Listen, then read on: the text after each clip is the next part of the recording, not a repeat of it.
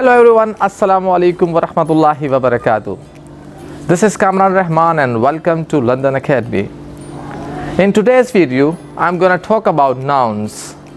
Nouns are very important in English language. They are the basic element in a sentence. So if you want to learn English, you need to know about nouns. ګرانو کتونکو امید کوم چې تاسو به روغ او جوړ یاست. په نننۍ ویډیو کې به زه تاسو ناون او د ناون قسمونه تشریح کوم. ناون په انګلیسي ژبه کې یو اهم رول لري او دا د یو جملې بیسیک الیمنټ دی. نو راځئ چې د ناون زده کړه وکړو چې ناون څه شی دی او قسمونه یې څه دي. ګرانو کتونکو راځئ چې اول وګورو چې ناون څه شی دی. د ناون څنګه تعریف کیږي په انګلیش لینګویج کې. Noun is a word that names a person, a place, a thing or an idea. اسم هغه کلمه ده چې یو شخص، یو ځای، یو شی، یو نظر نوموي. مثلا London, a chair, a bat, Umar. دا nouns دي، دا اسمونه دي. Nouns are divided into 8 kinds according to their functions. Noun د دندو په اساس په 8 ډولو باندې ویشل شوي دي.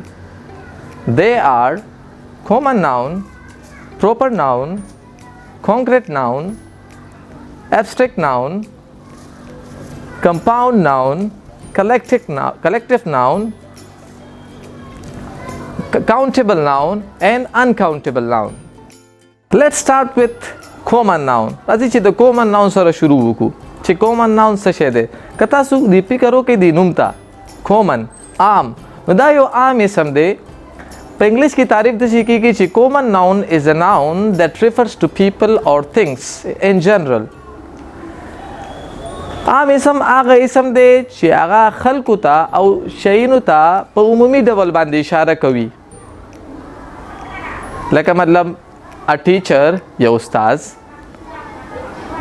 a city یو ښار، a man یو سړی او وغیره. Let's have a look on proper noun. راځي چې په proper noun باندې یو نظر واچو. په انګلیش کې به داسې تعریف کیږي چې proper noun is a name that identifies a particular person, place or thing. For example, name of a day like Monday, name of a month like January.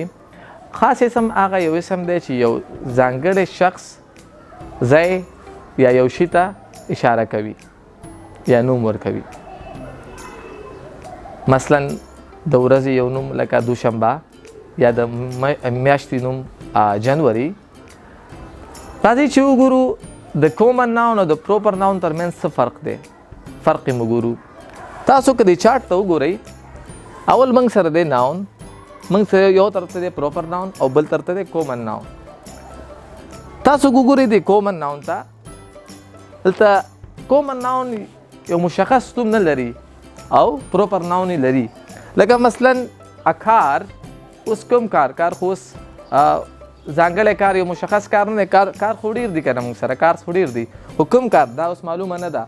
خو که چېرته زه proper noun ته واړم، دلته زه یو نوم ورکړم proper noun BMW، یو د ګاډي نوم دی، یو مشخص ځانګړی نوم شو اوس، نو دا اوس proper noun شو. دلته که زه اوس تاسو وګورئ دلته لیکلي دي ما country.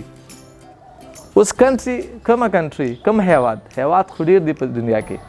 نو که دلته زه اوس نوم ورکړم آسټرالیا، نو دا اوس سپیسیفیک شو، یو ځانګړی نوم شو، یو ځانګړی هیواد شو. تاسو که لاندې وګورئ ډرینک په common noun کې راځي. اوس کوم ډرینک، اوس دلته زه یو نوم ورکړم پیپسي یا بریز یا anything that you want، نو تاسو کتلی شئ دلته. بله خبره تاسو لاندې وګورئ چې پلیر، اوس کوم پلیر، اوس که زه نوم ورکړم AB de Villiers، نو هغه اوس یو ځانګړی پلیر شو. بله یو مهمه خبره ده چې proper nouns که د جملې په هر ځای کې وي، که هغه په شروع کې وي، هغه که په منځ کې وي یا که په آخر کې وي، هغه به د غټ حروف نه شروع کېږي. I mean capital letter نه به شروع کېږي. ګرانو کتونکو موږ common noun، proper noun ولوستل. اوس راځئ چې د concrete noun په طرف ځو چې concrete nouns کوم اسمونه دي. Concrete nouns هغه اسمونه دي چې هغه کې موږ کولی شو چې د خپل 5 حصونو نه یو حص استعمال کو. لکه مثلا a bait، یو بیټ موږ کولی شو چې لاس کې ونیسو، په سترګو وینو، صحیح شو. پیزا، اوس پیزا موږ ټیسټ کولی شو، خوړلی شو. پیپل، خلک موږ کولی شو په سترګو وینو، چې هغوی خبرې وکړي موږ په غوږونو واورو.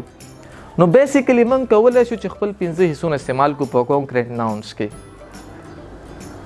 او کانکریټ ناونز آر people, things and places. راځئ چې اوس په abstract noun باندې یو نظر واچو. Abstract nouns are not like concrete nouns.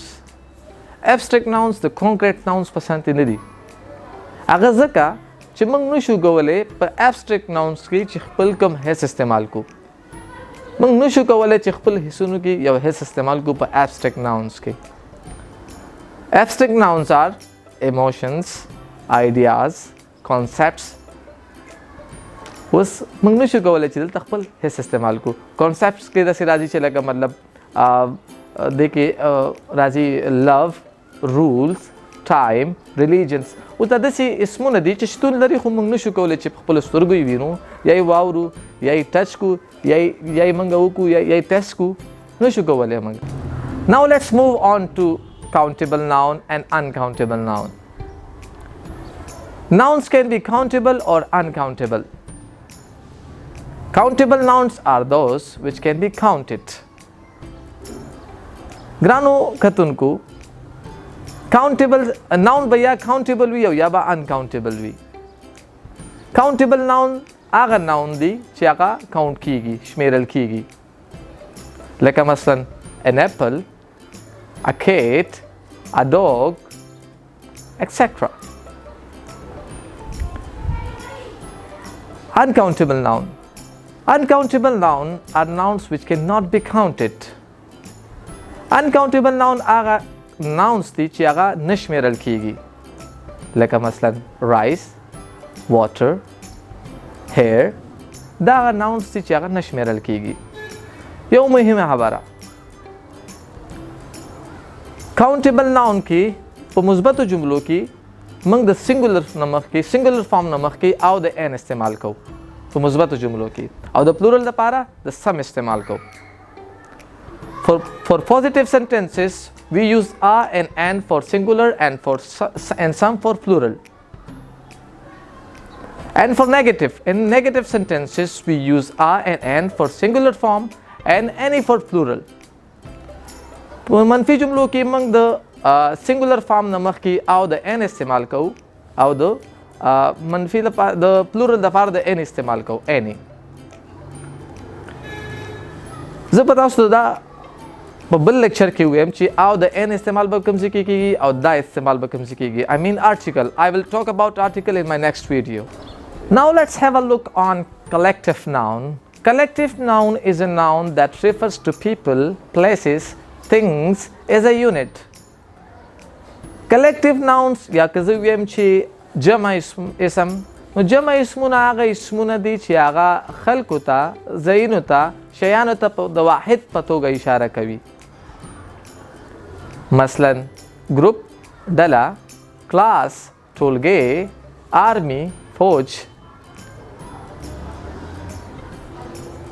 Collective noun can be used as a singular and the plural form too.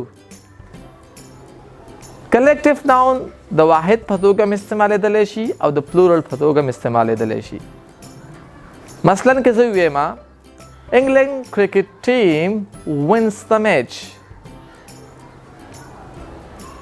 او که دا زه اوس دلته د plural په استعمال کوم چې England cricket team win the match.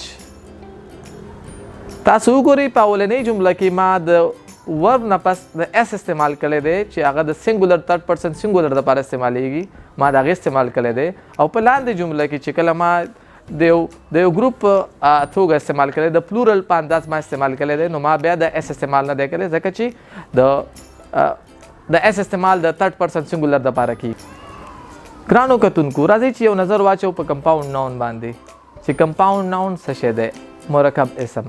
Compound noun is a noun that that is made up of two or more than two nouns, usually two nouns.